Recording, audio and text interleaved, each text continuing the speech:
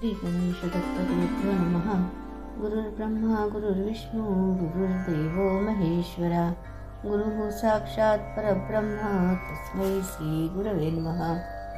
परमपूज्य श्री रामकृष्ण सरस्वती स्वामी महाराजांनी दिलेल्या मार्गदर्शनपर आशीर्वादांचे मी पठण करीत आहे. मार्गदर्शन.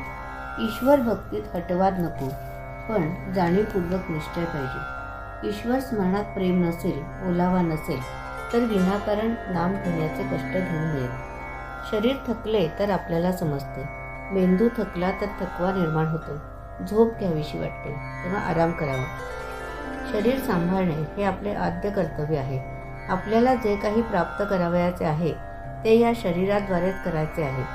तेव्हा योग्य आहार व योग्य आराम शरीराला दिला पाहिजे, तरच बुद्धी तरतरीत राहील व शरीरात शक्ती राहील. धर्मशास्त्राच्या नियमाप्रमाणे अनुष्ठान हे फक्त ब्राह्मणांनीच करावे. इतरांना तो अधिकार दिलेला नाही. त्यामुळे फार मोठे नुकसान होते. इतर लोकांनी नुसते नामस्मरण करावे. इतरांना अनुष्ठान करावयाचे असल्यास गुरु आज्ञा घेऊन त्यांच्या मार्गदर्शनाप्रमाणेच अनुष्ठान करावे. अनुष्ठान करताना एकाच ठिकाणी बसावे. आचार विचार पवित्र असावेत. त्या काळात ब्रह्मचर्य पाळणे सांभाळणे आवश्यक असते. अनुष्ठान हे 3 ते 5 दिवसांचे असते. गुरुचरित्र वाचन, गायत्री मंत्राचा जप करणे हे सुद्धा अनुष्ठानच आहे. आचरणात पावित्र्य नसेल तर घरात शांतता राहत नाही. आजारपण वाढते, कटकटी वाढतात. सर्वांनी ज्ञानेश्वरी दासबोध हे महान ग्रंथ वाचावेत. तेही पावित्र्य सांभाळूनच वाचावेत. ईश्वर हा दारिद्र्य कधीही निर्माण करीत नाही.